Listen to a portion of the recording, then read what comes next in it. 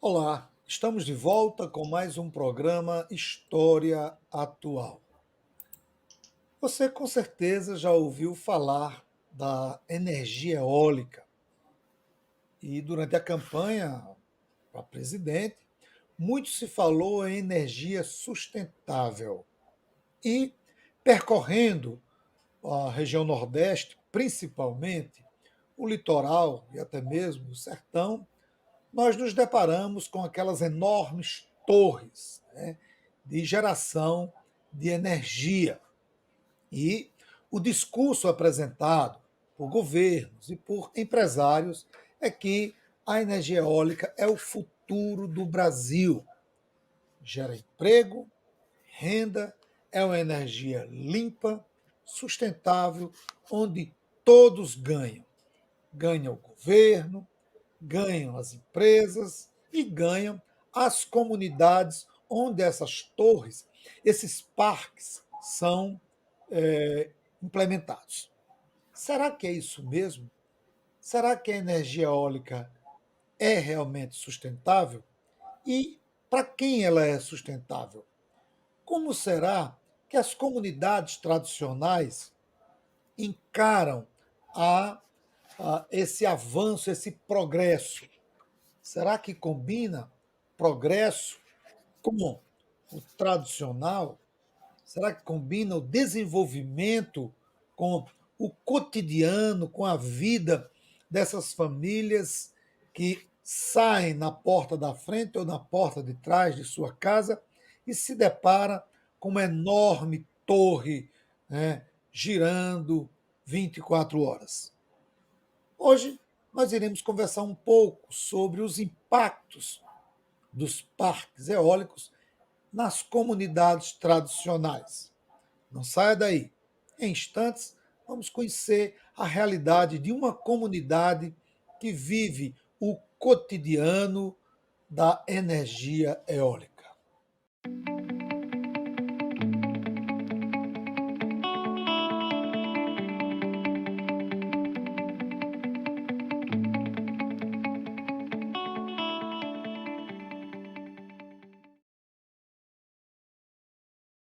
No programa de hoje, nós iremos conversar com José Vitor dos Santos de Souza. José Vitor é da comunidade quilombola do Cumbe, no município de Aracati, Ceará. José Vitor é pescador quilombola, graduando no curso de licenciatura interdisciplinar em Educação do Campo na UFERSA, Universidade Federal Rural do Semiárido, campus de Mossoró. É militante no movimento de pescadores e pescadoras artesanais e organização popular. É com muita satisfação que a gente recebe aqui no programa José Vitor para esse bate-papo. Zé Vitor, seja bem-vindo, amigo. Obrigado por ter aceito o nosso convite. Bom dia, professor Lemuel. Satisfação estar novamente com o senhor e um bom dia a todos, todas e todos que nos assistem nesse momento e que nos assistirão em breve. Eu tive a satisfação de conhecer o Zé Vitor num evento do projeto de extensão Direito e História na Universidade do Estado do Rio Grande do Norte. Na ocasião, Zé Vitor participou de uma mesa onde teve a participação também de outros membros de outras comunidades quilombolas aqui do Rio Grande do Norte. Zé Vitor, nos fale um pouco da comunidade quilombola do Cumbe. Pois não. O Cumbé é uma comunidade tradicional quilombola, composto pelo ecossistema manguezal, campos de dunas fixas imóveis, áreas de praias, carnavais e restingas, né? Com 168 famílias, né, da qual mais de 100 famílias se autodefinem, se reconhecem como quilombolas, né? Aproximadamente 700 pessoas, onde a sua grande maioria depende diretamente, né, desses ecossistemas, né, para a sua subsistência, né? A pesca e suas várias modalidades artesanais e as pequenas agriculturas. O artesanato e outros trabalhos, eles só são possíveis, só são viáveis, né, com a existência desses ecossistemas, né, com esses ecossistemas protegidos. Os primeiros registros da comunidade, da existência da comunidade, ele data de 1760, né, com a chegada dos colonizadores. E também em um dado momento da história do Ceará, né, onde está a comunidade, essa região ela passa a ter uma extrema importância econômica para o próprio estado, né? Porque lá existia os engenhos, né, de fabricação da cachaça, né, que foi um período, um ciclo econômico muito importante e bem conhecido, né? E em nenhum momento da historiografia do Brasil, do Ceará, falam o nome das pessoas, né, que trabalhavam nos sítios, plantando, cortando cana, nos próprios engenhos, na fabricação. Então, assim, o Cumbe, após esses ciclos, né, de que ficaram conhecidos pela sua riqueza, né, pelas suas grandes porções de terras agricultáveis, né, e aí nos anos 90 chega os outros empreendimentos econômicos, né, que vão causar grandes impactos dentro da comunidade, né? A comunidade ela sobrevivia diretamente da pesca, né? da mariscagem e das pequenas agriculturas. E aí, com a chegada da cassinicultura em meados dos anos 90, essa realidade começou a ser transformada, porque começou a devastação no nosso território. E aí, com essa devastação, começou a afetar os modos de vida da população local, né, na questão da sua subsistência, né? O professor João Luiz, ele vai citar os marcadores africanistas presentes na comunidade, que é o próprio nome, Cumbe, né, que é de origem africana. O padroeiro da comunidade é o Senhor do Bonfim, que no sincretismo religioso é Oxalá, né? E as lendas e o folclore local, como a lenda de Dom Sebastião, né, que vai rezar, que vai dizer que nas dunas do Cumbe está encantado o rei Dom Sebastião, né, que em alguns momentos ele sai com sua cavalaria, né, e aí aparece algumas pessoas ouvem ou até mesmo vê essas lendas e são presentes e contadas até os dias de hoje. E logo em seguida também, nos anos 2000, propriamente no ano 2019, chega também o empreendimento dos parques eólicos também, que não muito diferente da cassinicultura, também começa a causar sérios conflitos locais dentro da comunidade. Você falou, Zé Vitor, cassinicultura. E eu entendo que a cassinicultura teria sido a primeira experiência do que os grandes empresários chamam de empreendedorismo na comunidade. E você falou que a cassinicultura exerceu, trouxe alguns impactos para a comunidade. Eu queria que você nos falasse aí quais impactos pesaram mais, foram mais prejudiciais à comunidade no aspecto social, no econômico e no ambiental. Você dissesse, no social, o impacto foi esse, no econômico foi esse, no ambiental foi esse, para que o nosso internauta perceba a relação entre essa ação empreendedora do capital e a vida dessas comunidades. Bem, esses impactos causados pelos empreendimentos, na criação de camarão em cativeiro nas áreas de manguezais, eles estão interligados. Então, todos eles, de alguma forma, né, eles causam, na mesma dimensão, problemas tanto de ordem ambiental, quanto social e quanto ambiental. No social, eu posso elencar aqui a questão da divisão da comunidade, daqueles que apoiam a cassinicultura, que de certa forma foram cooptados, né, pelo discurso do emprego, da renda, né, e essa parcela das pessoas, elas são pessoas muito próximas,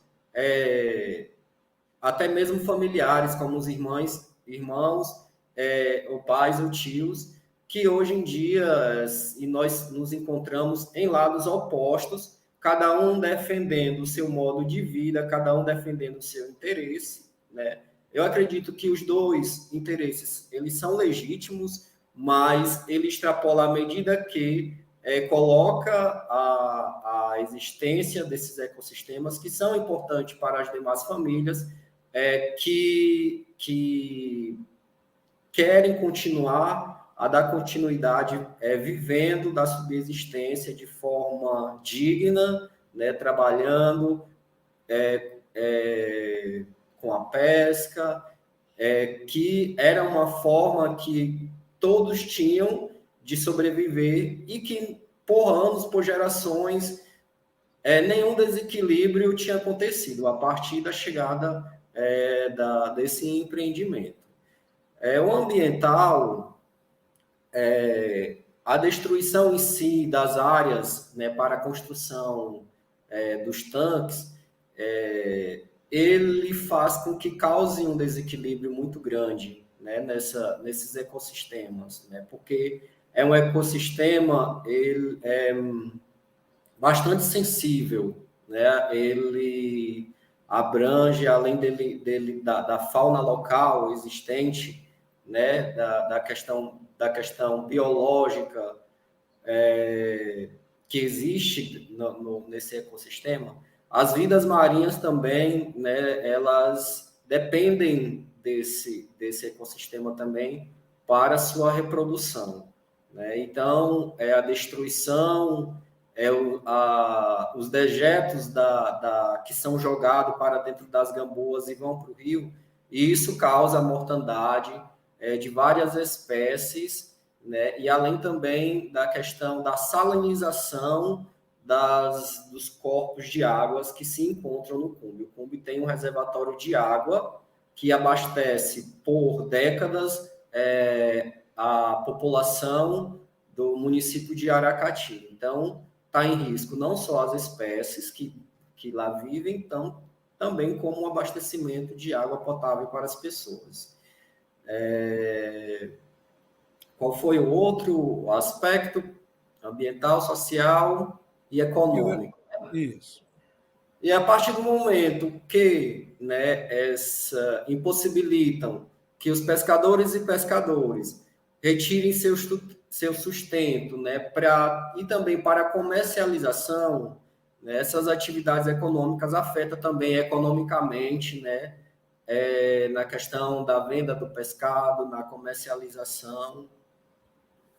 Ok. Antes de irmos para a terceira pergunta, eu quero pedir a você que entrou no canal agora e que acompanha o nosso trabalho aqui no canal História Atual, mas que ainda não é inscrito, para se inscrever, dar o seu like, compartilhar no grupo de amigos, no grupo do trabalho, no grupo da família. Fazendo isso, você estará contribuindo para fortalecer o nosso trabalho e a chegar a mais pessoas, outras pessoas assistirem à nossa programação. Tem outras entrevistas, você pode aí acessar as entrevistas que vão ao ar todas as quartas-feiras, às 18 horas.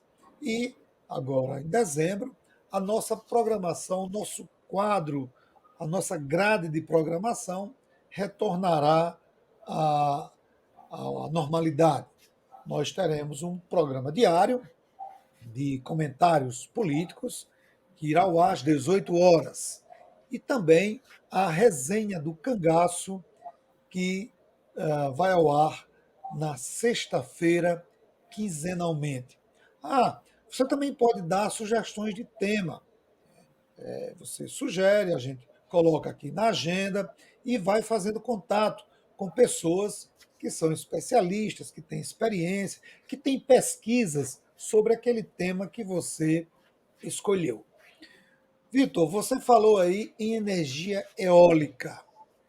Segundo o site Intercept Brasil, numa matéria de agosto agora de 2022, assinado pelo jornalista Eric Jimenez, o Nordeste é a região com mais parques.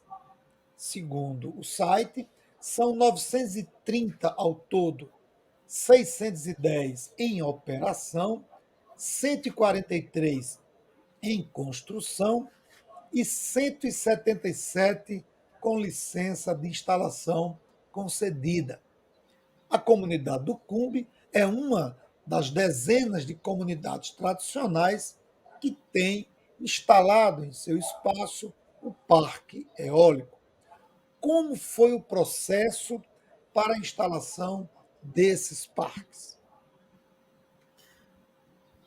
Primeiro, né, as pessoas responsáveis, né, para conversar com as pessoas da comunidade, eles chegam na comunidade com um discurso já, né, preparado já, de desenvolvimento, de empregos, né, de melhorias locais, né? Então, como a maioria das comunidades elas são desassistidas, né, pelas políticas públicas, as pessoas elas, para elas isso é uma novidade, né? Isso é algo esperançoso que a comunidade vê como uma esperança para a comunidade, né? Só que na prática tudo isso são falácias, porque quando na instalação do parque eólico na comunidade do Cumbe no ano de 2009, né, já começaram os primeiros transtornos na sua instalação, né, na sua instalação. E começaram a construção, não prepararam a comunidade, né, não só falaram que iam empregar muitas pessoas da comunidade, que isso ia trazer melhorias, iam alugar casas. De fato, algumas dessas coisas aconteceram, mas foram bem mínimas e depois de muita mobilização. Então, já na questão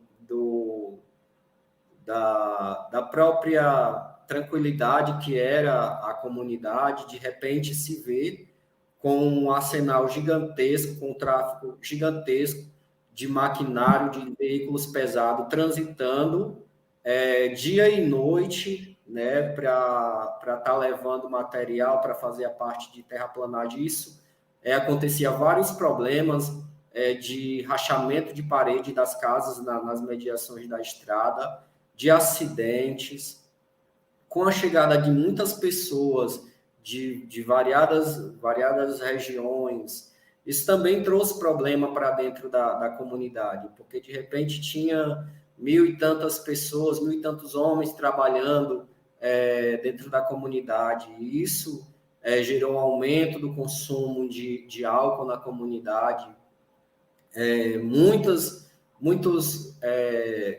meninas engravidaram também nesse período que ficaram conhecidos como filhos do vento, filhas do vento também, e que depois essas pessoas foram embora, não dando nenhuma assistência, e também colocando a questão social, né, que foi uma divisão, uma polarização entre as pessoas que defendiam a construção e os empregos, e outras que não, que queriam continuar com seus modos de vidas, que sempre viveram, não dependendo desses empreendimentos. E em questão dos conflitos também, teve momentos na comunidade onde os conflitos se acirraram bastante, porque houve mobilizações, né, houve paralisação para a contestação dessa forma que o empreendimento estava se dando, de uma forma que eles se diziam limpas, né, que se diziam renovável, mas que a gente via que não estava sendo, né? E teve um dado momento que a comunidade ela decidiu fechar o acesso que dava para os maquinários passarem. Então, com isso, os 19 dias que passamos acampado, fechando as estradas, pedindo audiências com os responsáveis, com os órgãos responsáveis, com pessoas do Estado, com órgãos fiscalizadores, e nisso veio muitas pressões, né, em forma de ameaças, né, em ameaças veladas por representantes.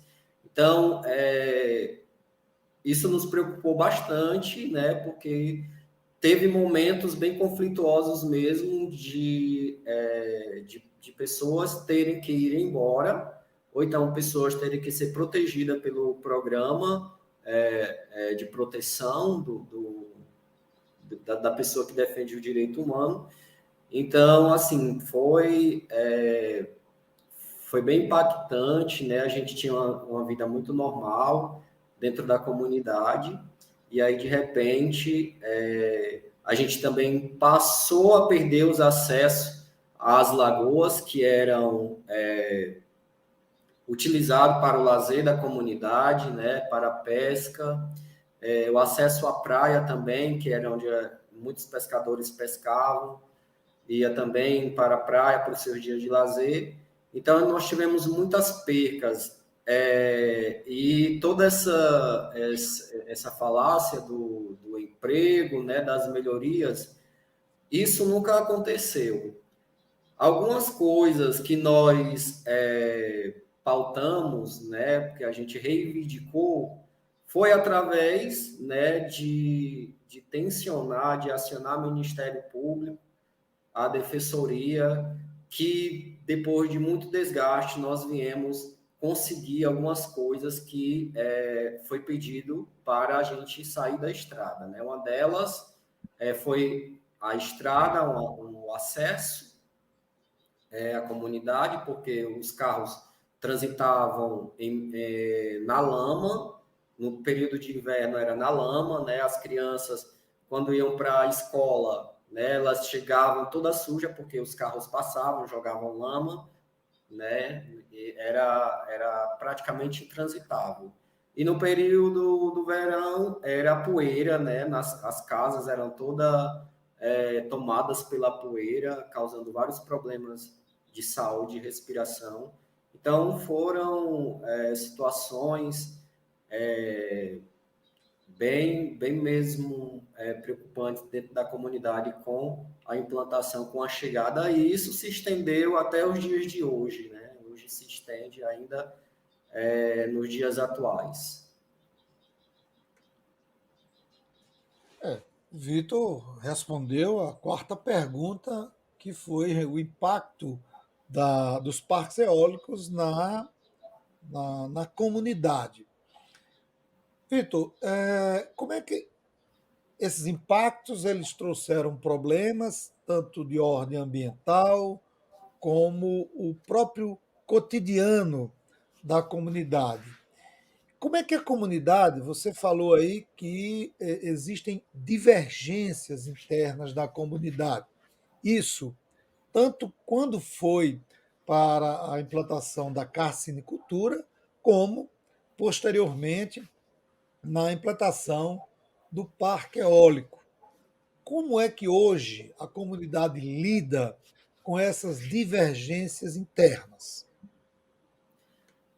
É um desafio muito grande, porque a maioria das pessoas que divergem são parentes nossos, são pais, são irmãos, e a gente considera que é mais difícil você lidar com essa questão de até mesmo você lidar com bater de frente com o empresário, né? Porque ele usam essas pessoas, né, que são legítimos eles se contraporem, defenderem o que eles consideram melhor, mas de forma enviesada, né? E aí então fica muito difícil eu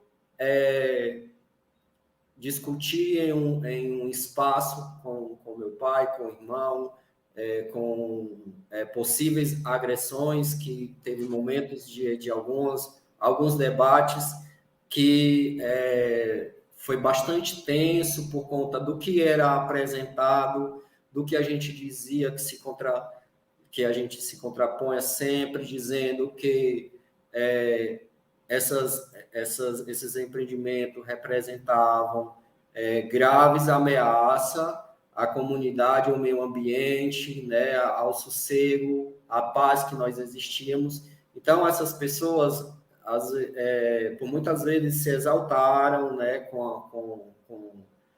em alguns momentos, e é um grande desafio, assim, porque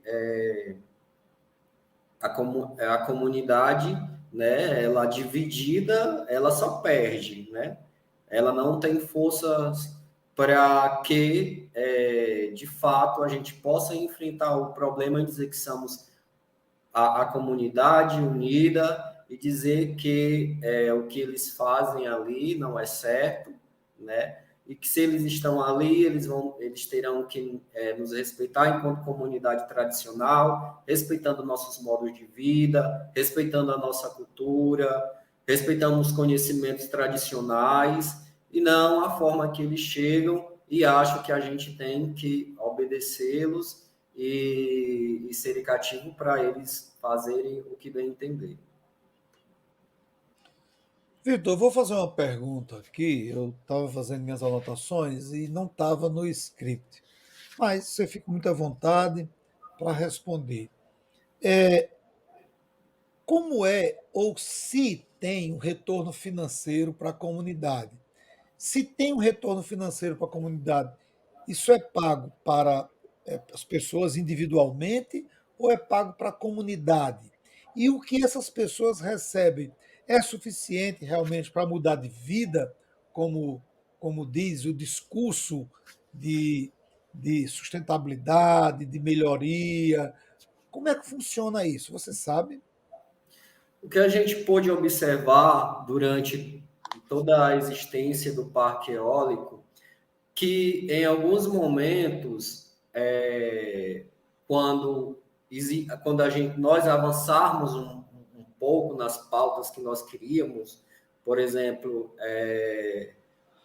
a titulação da terra, né, o processo de regularização fundiária do território quilombola, quando avançavam, as empresas, né, os empresários, eles contratavam um contingente de pessoas, né, para trabalharem, né, nos setores, tanto da carcinicultura quanto das eólicas. Só que isso era provisório. Quando eles conseguiam os objetivos dele, eles dispensavam, né, essas pessoas, e essas pessoas passavam a voltar para a sua origem, que era a origem da pesca e do rio. Né? E a gente dizia, olha, vocês viram as empresas que vocês defendem demitiam vocês e o rio e o manguezal abraçou novamente vocês. Isso significa que se nós cuidarmos, né, se nós protegermos o meio ambiente, vocês vão ter sempre o emprego de vocês garantido, não vão ter que depender, né, estar sujeito a essas empresas. E hoje em dia, são poucas pessoas da comunidade que trabalham nesses empreendimentos. Então, assim, o discurso de emprego, ele não se sustenta, porque sabemos, né, a gente conhece todo mundo dentro da comunidade e sabemos que existem pessoas que vêm trabalhar de outros lugares, que foram capacitadas, né, que tiveram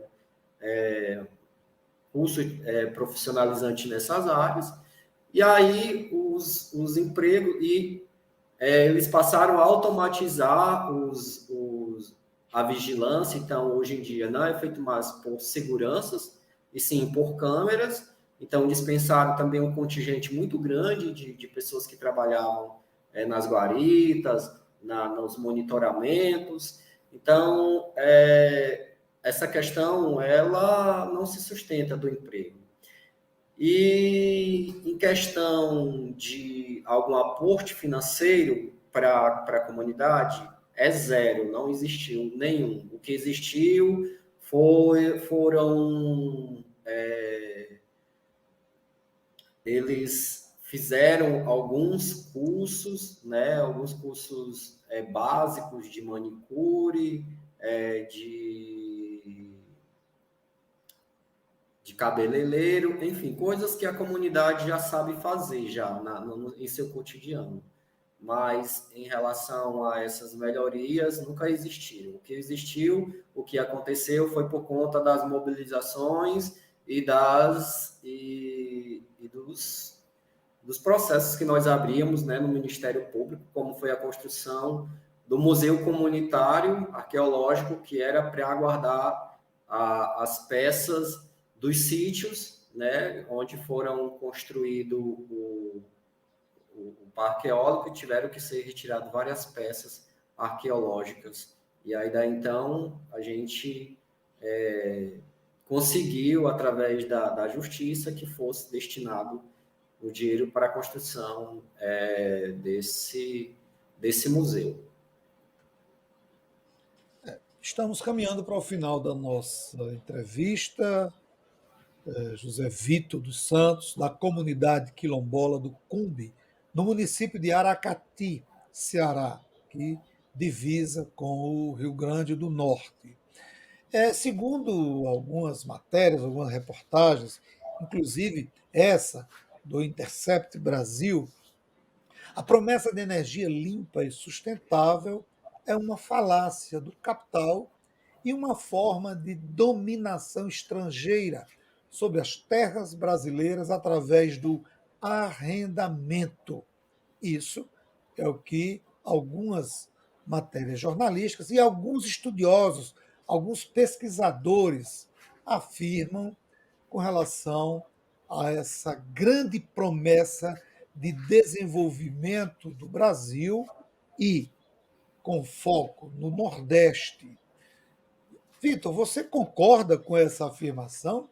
A promessa de energia limpa e sustentável é uma falácia do capital e uma forma de dominação estrangeira sobre as terras brasileiras através do arrendamento? Eu discordo com essa falácia, né?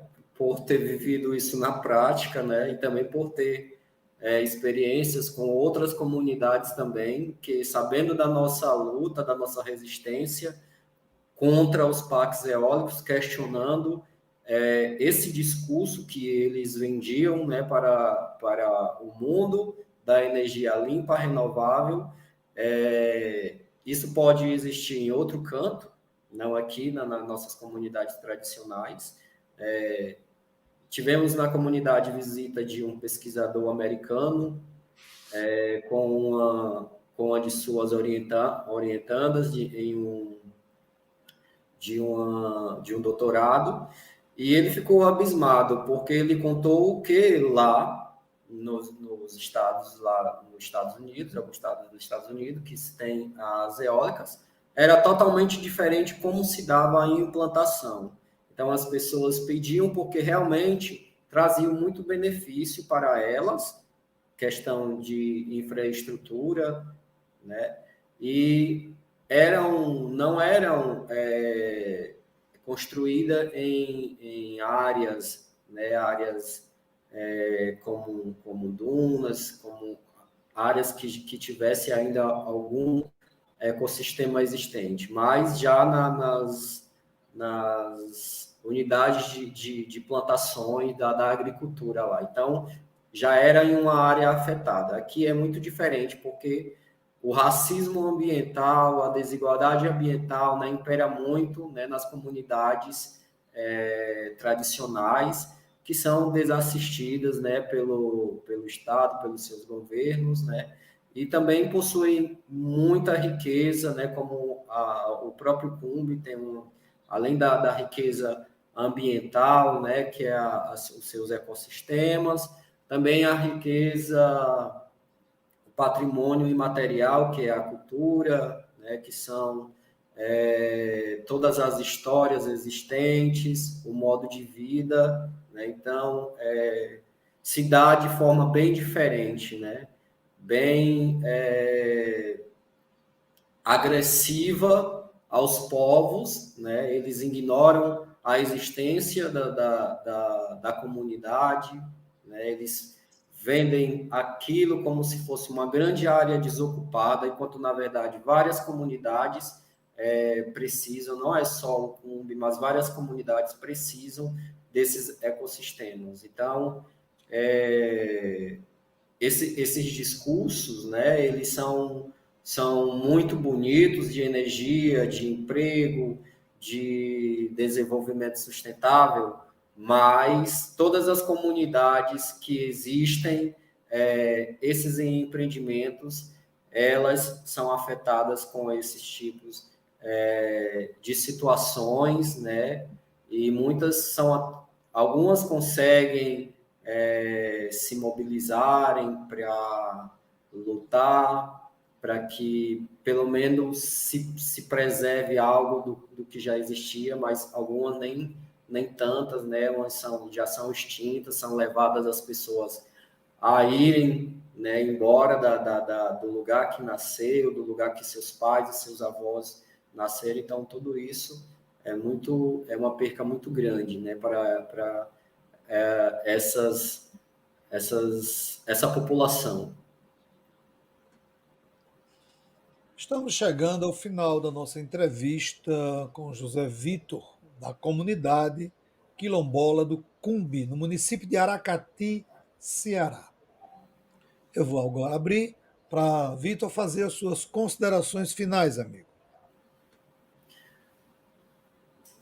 Agradecer aqui o convite do professor Lemuel, muito grato por estar mais uma vez com o senhor aqui, e dizer que somos uma comunidade de luta e resistência, apesar das derrotas que nós tivemos, continuamos fortes na luta, porque acreditamos que estamos no caminho certo.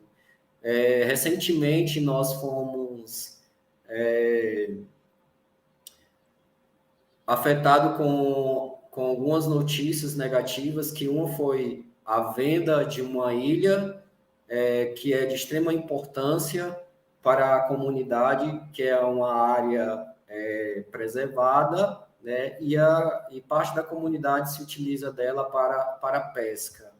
E também com uma decisão judicial, na primeira instância, da Justiça em Limoeiro do Norte, que o nosso título, nossa certificação e os processos do INCRA foram anulados, né? Mas, porém, nós seguimos firmes, vamos recorrer na segunda instância, né? Já era esperado, porque não foi só essa decisão que eles deu favorável e que não foi favorável para a comunidade quilombola, né? Teve outro caso da vacina que foi no período da pandemia, né, que como povos quilombolas estamos dentro do plano prioritário de imunização, e o prefeito desrespeitou, né, quando já tinha sido direcionado para a comunidade. Então, entramos na justiça e aí teve uma decisão contra a vacinação dos povos quilombolas. Então, nós entramos na segunda instância e foi ordenado que fôssemos imunizados imediatamente. Então, nós estamos organizados enquanto povos, enquanto grupos, enquanto associação, para nós estarmos denunciando essas práticas desses empreendimentos, né? Para nós estarmos nos organizando para a própria família, os próprios povos daquela religião poder ter o poder de decisão em suas comunidades, e não que precise, né, de outras pessoas que venham dizer que é melhor isso, que é melhor aquilo. Então, queria agradecer pela oportunidade que o senhor me deu de estar falando um pouco aqui da nossa realidade do Quilombo do Cumbe aqui no seu canal. Obrigado, José Vitor. Obrigado a você que nos acompanhou e que nos acompanha. Eu quero mais uma vez pedir para que você se inscreva no nosso canal, compartilhe a nossa programação e assista outros programas, outras entrevistas. O nosso programa vai ao ar toda quarta-feira às 18 horas. Um forte abraço a todos e a todas e até a próxima semana.